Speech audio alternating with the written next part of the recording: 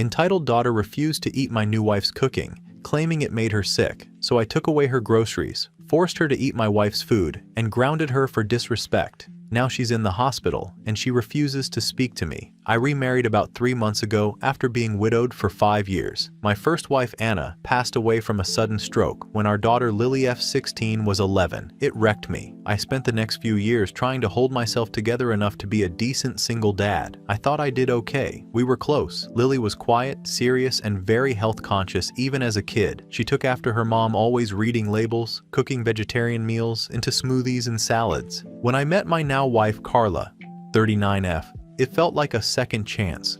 She's warm, funny, and comes from a big Southern family that believes love means feeding people. She cooks constantly: casseroles, fried chicken, creamy pasta, the kind of food that fills the whole house with that Sunday dinner smell. After we married, she moved in, and I was honestly excited. The house finally felt alive again. At first, things between Carla and Lily were fine, polite, stiff, but no big fights. Lily mostly stayed in her room, headphones on, doing homework or watching shows. Carla would try small talk, offer to make her favorite meals, and Lily would thank her but decline, saying she'd already eaten or wasn't hungry. I thought it was teenage aloofness, maybe lingering resentment about me moving on. I figured it would ease up with time, but the issue started over food. Carla cooks almost every night. It's her way of showing care. And Lily just stopped eating what she made. She'd take a small spoonful, pick at it, then quietly dump the rest when she thought no one noticed. Then I started finding grocery bags in her room. Almond milk, rice crackers, veggie sausages, lactose-free yogurt. When I asked, she said she bought them with her own money from her part-time job. I told her she didn't need to do that Carla cooked for all of us now. She said Carla's food made her stomach hurt and that she'd been feeling sick after dinner. I asked her what exactly she meant. She said, "It's too heavy. I feel nauseous every time." I didn't take it well. I thought it was an attitude problem, that she was trying to draw a line between her mom's old habits and Carla's way of doing things. I told her, "You can't treat my wife like she's a stranger in her own kitchen." She rolled her eyes and said she wasn't trying to be rude, she just didn't want to throw up every night. Carla overheard and later told me she felt hurt, like she was walking on eggshells. After that, it escalated. Carla started making pointed remarks like, "Some people need to stop living in the shadow of dead people and learn to appreciate what's in front of them." I told her that was out of line, but I also told Lily that she couldn't keep snubbing every meal and expect harmony at home. 2 weeks ago, we had what I thought was the breaking point. Carla spent all day cooking a big Sunday dinner. Roast chicken, mashed potatoes with cream, mac and cheese, biscuits, the works. She even made a chocolate pudding dessert because she thought Lily might like something sweet. Lily walked in, looked at the spread, and said quietly, "I can't eat this. I'll make myself something later." Carla froze. I could feel the tension. I told Lily, "You're going to sit down and eat with us. It's family dinner." She said, "Dad, I told you it makes me sick." I snapped. I said something like, "You don't get to disrespect my wife's effort because you're being dramatic." She looked at me like I'd slapped her. Then she sat down, scooped maybe 2 bites onto her plate, and barely touched it. Carla tried to lighten the mood, asking about school, but Lily didn't answer. 15 minutes later, she excused herself, said she felt sick, and went upstairs. I went up after dinner and found her sitting on the bathroom floor, pale, crying, and smelling like vomit. I asked what happened and she said, "I told you." Carla thought she was faking. She said, "She's old enough to make herself throw up for attention." I didn't think Lily would go that far, but I was angry and embarrassed. I said, "If you keep acting out like this, there will be consequences." That night I took away her groceries and told her she'd eat what was served from now on. I said she wasn't going to divide this house or make Carla feel unwelcome. I grounded her for the week for yelling at Carla when she tried to check on her later. I also took her phone because she called me a coward who replaces people instead of listening. For 2 days, she stayed in her room, coming out only for school.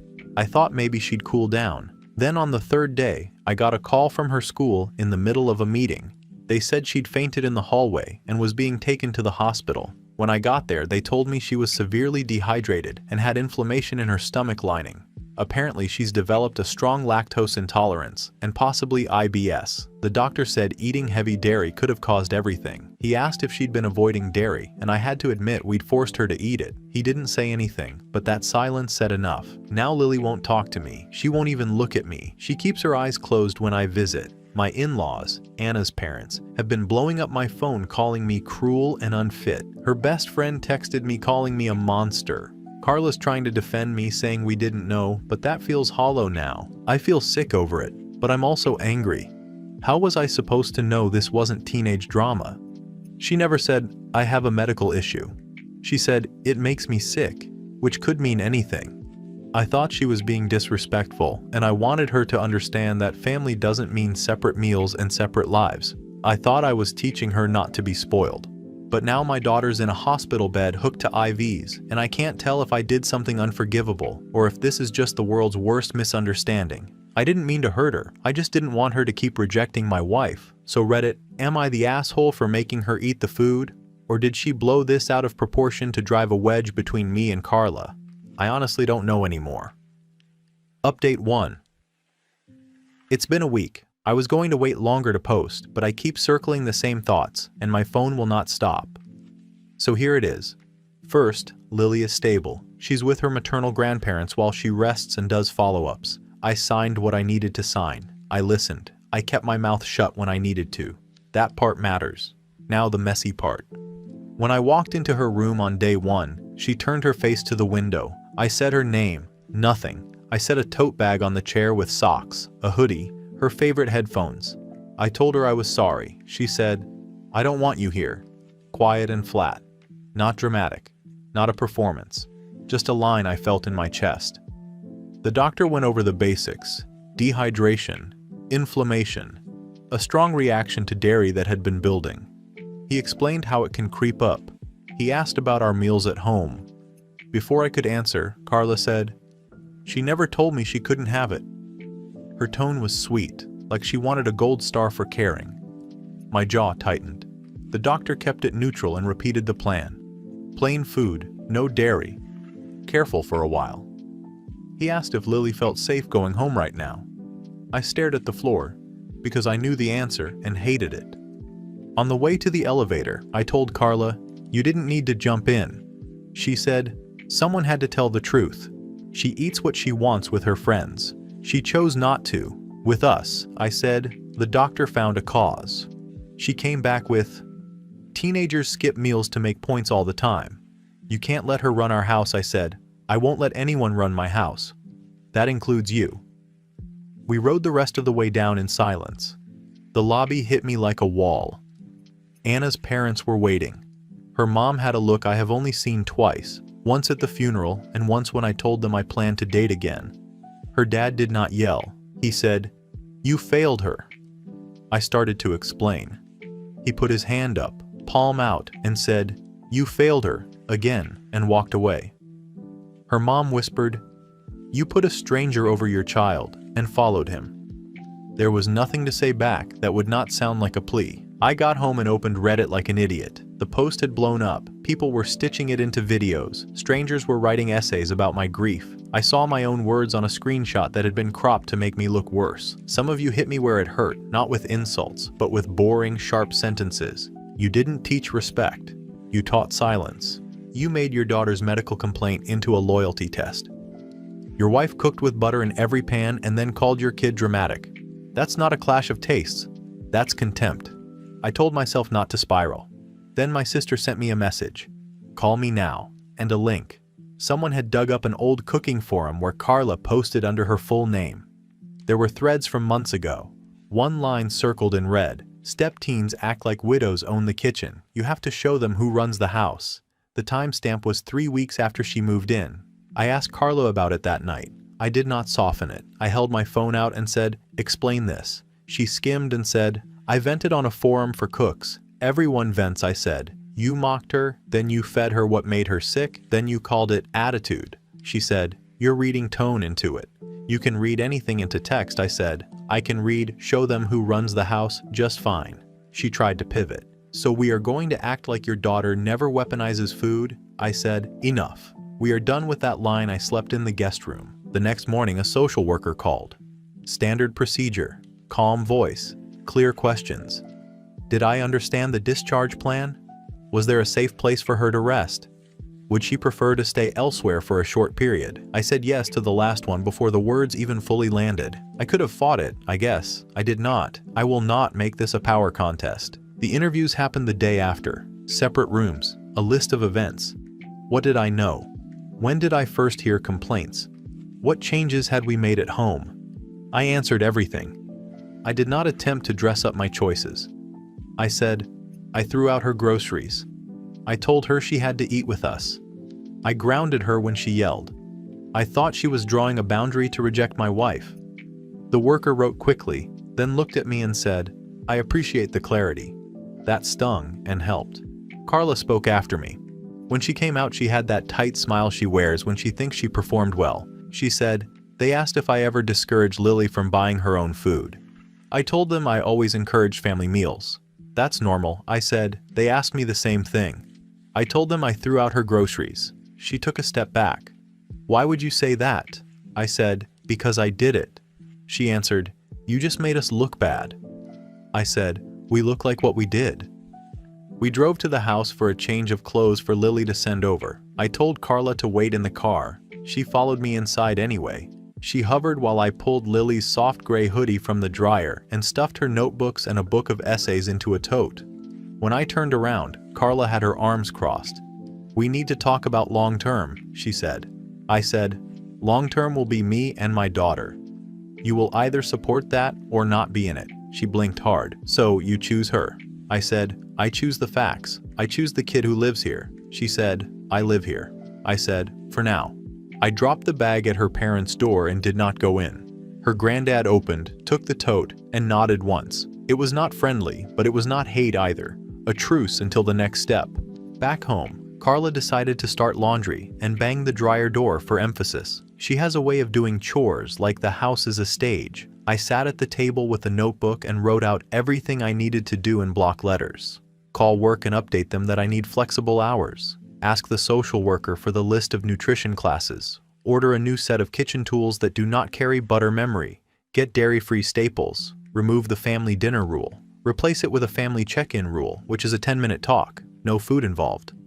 My phone kept going. AITA messages. DMs from people who hate me. DMs from people who lost a parent young and said they saw themselves in my kid. One person wrote, you will want to defend yourself to death. Don't. Defend your kid instead. I pinned that one and read it again and again. That night I called Lily's room, not to talk, just to leave a voicemail so she could save or delete on her terms. I said, I hear you. I am changing the rules at home. You will pick the pace. If you want to text me a list, I will do the list. I kept it under 30 seconds. She did not reply. I did not expect her to. I slept on the couch. The next day at lunch, I drove to 3 stores and bought replacements for the things I threw away. Oat milk, plain rice, dry pasta, a journal, new measuring spoons. I set them on our counter and told Carla not to touch them. She said, you're overcorrecting. I said, I'm correcting. She asked, for show or for real? I said, for my daughter. That afternoon, my sister dropped a different bomb. She texted me a screenshot of Carla commenting on a parenting subreddit 4 weeks ago. The headline was something like, Step-teen refuses food and tries to control the household. Carla's comment, you have to starve a power struggle of attention. I looked at the date. It lined up with 2 nights Lily said she felt sick after dinner. I called Carla into the kitchen and put my phone on the island. Was this you? I said. She read it and did the slow shrug. It's common advice, she said. I said, you posted about my kid like she was a case study. You practiced your lines online and then rehearsed them on us. She laughed once without humor. Me and every parent on earth, she said. I pointed to the door. Get out for the day. I need space. Come back after 9 if you want to sleep here. She opened her mouth. I raised my hand. Not a fight. A boundary she left. She slammed the door like a pot lid. That evening I went back to see Lily. Her grandparents stayed. I did not ask them to step out. I kept my hands in my pockets so I would not reach for her. I said, I'm sorry I made our house into a contest. She stared at her book spine. Her grandmother turned a page in a magazine and did not look up. I said, when you are ready to tell me what you need, I will do it. If you want distance from Carla, you will have it. If you want me to move out temporarily so you can be at home, I will consider that too. That made her look at me for a second. Then she said, I don't trust you when you are with her. I nodded. I hear you. The room stayed quiet. It wasn't warm, but it wasn't brutal either. I will take neutral right now. On the way out, her grandfather caught me by the elevator. He said, if you put her first, you and I will talk again like men in the same family. If you don't, we will only talk through lawyers. He meant it. I said, understood. The social worker called the next morning to confirm a short placement with her grandparents while follow-ups happen and we get on a plan. I asked what I needed to provide. They said, receipts help. Class completion helps. A clear home plan helps. I already had the list in my notebook. I said I would send photos of the new pantry items and the kitchen cleanup. They said that was fine. Carla came home around 9 like I said. No wine, no tears. Her face looked carved. She said, I will not be disrespected in my own house. I said, then stop acting like you outrank my daughter. She said, I am your wife. I said, you are the adult who needs to act like one. She said, so you are going to let her exile me? I said, I am going to protect her. She said, from what? I said, from people who ignore her pain to protect their pride. She told me I was repeating Reddit back to her. I told her I was repeating myself, finally hearing it. We slept in separate rooms again. In the morning, I made coffee and opened a blank note. I wrote 3 lines. I will not force food to be love. I will not ask my kid to prove pain. I will not make my child's health into a test of loyalty to my marriage. I taped it to the fridge. I texted Lily a photo of it and did not add a caption. She did not reply. That is fine. I know some people wanted me to torch my marriage in this update. Not there yet. I am not promising a rescue either. What I am doing is choosing priorities in an order that should have been obvious from day one. Child first, then whatever else survives the fire.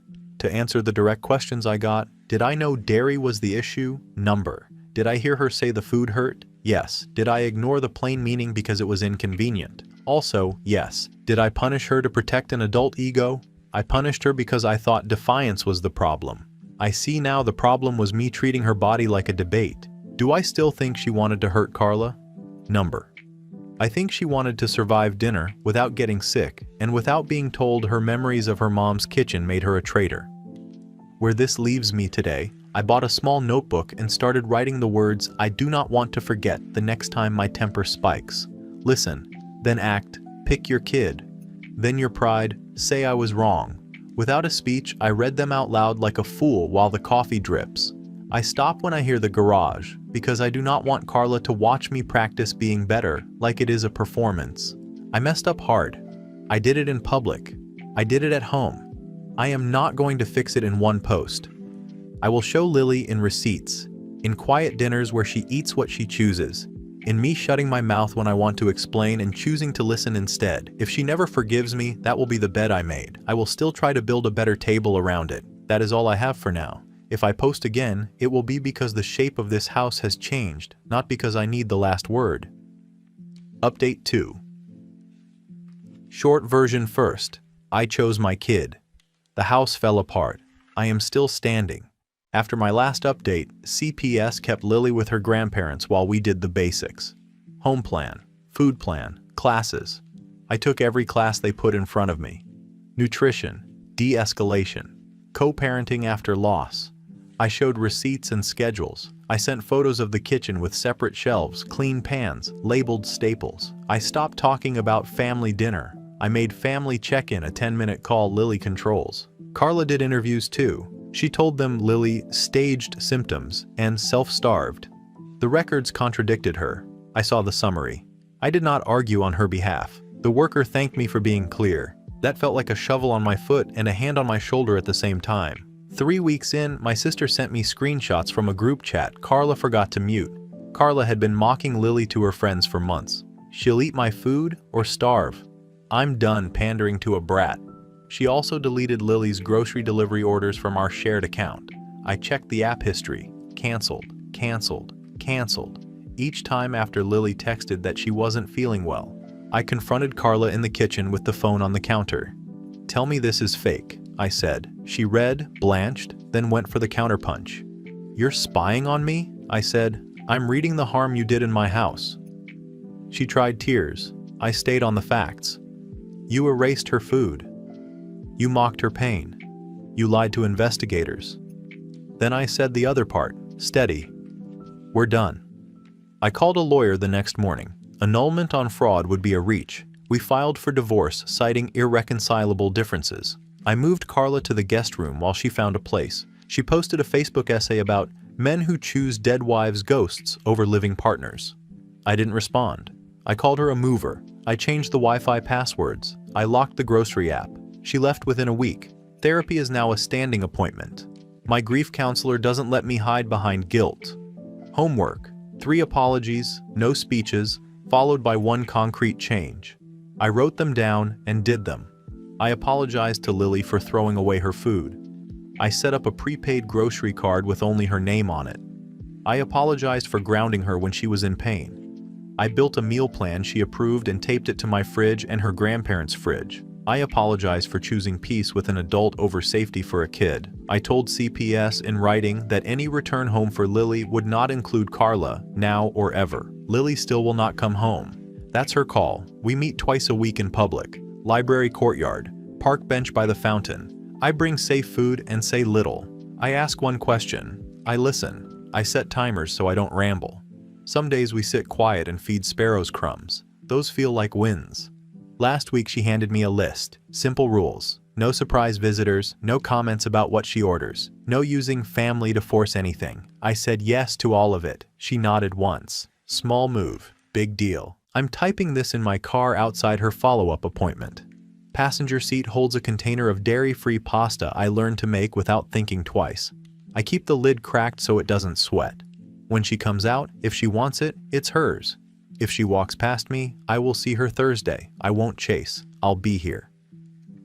Final update. Since my second update, 3 things happened that matter. First, the marriage is over and more than paperwork. Carla tried a late-stage pivot the day the movers came. She stood in the doorway with a tote bag and said, "We can start fresh in a new place. No step anything. Just us." I told her the thing I should have said months ago. My version of fresh starts includes my kid. She called me stubborn. I said, correct. When she shifted to tears, I didn't flinch. When she tried to hug me goodbye, I stepped back. Not cruel, just final.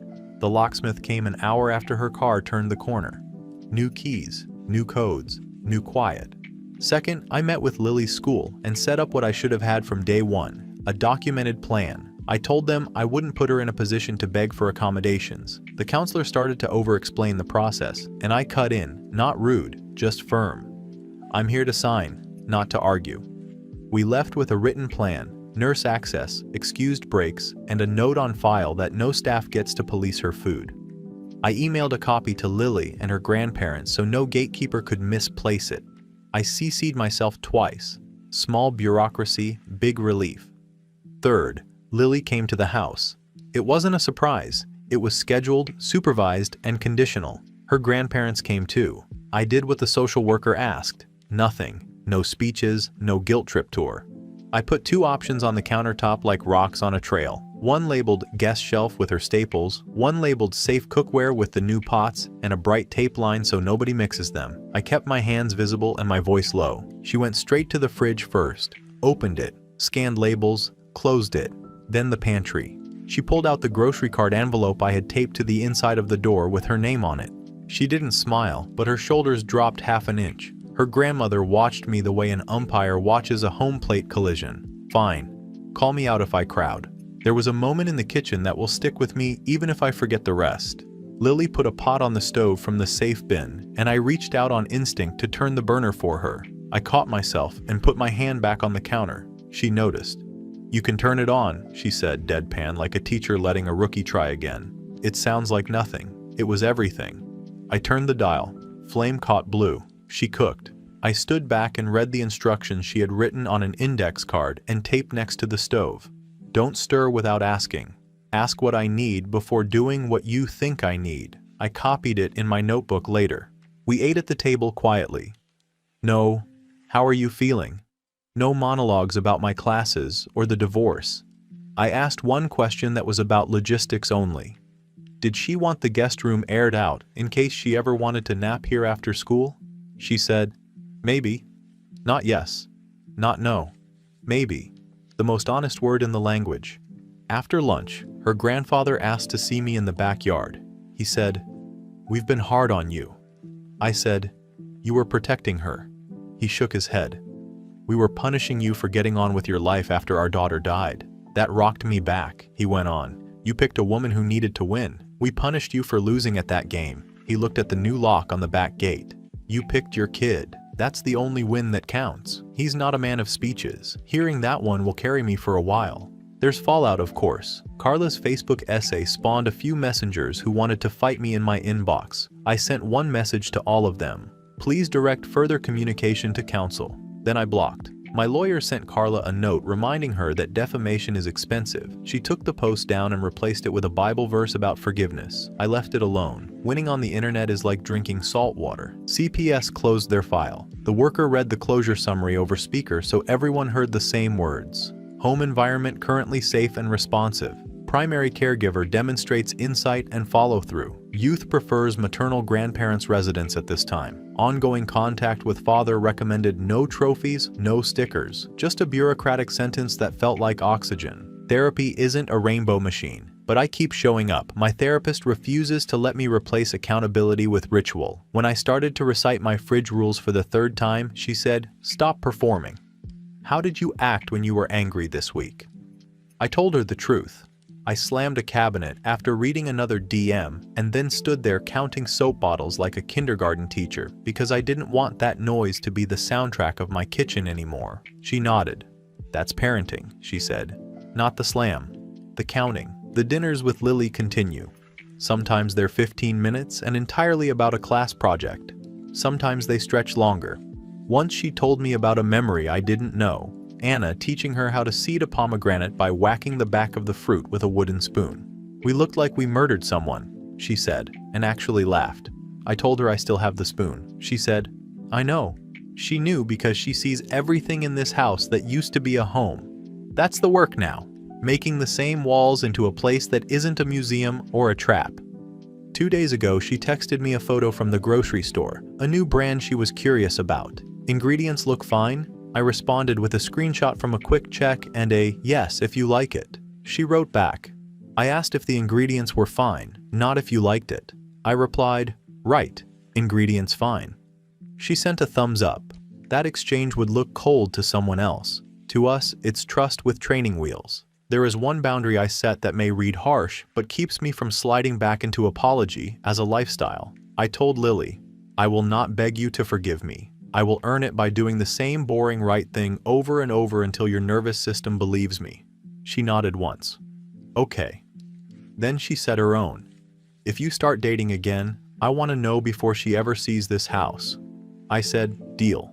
We shook on it like business partners. I prefer that to vows nobody believes yet. Last practical notes for people who care about details. The divorce is moving along. Carla asked for some furniture and a stand mixer. I gave her the furniture and kept the mixer. I replaced it with a cheap hand whisk that lives in the safe bin because it fits the way I want to cook. Simple, slow, hard to weaponize. I cut my hours back at work and stopped taking late calls. My boss rolled his eyes and then saw my performance numbers go up because apparently sleep helps.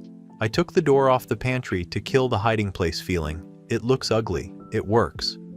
This morning I drove Lily to a follow-up. On the way, we hit a red light next to a bakery.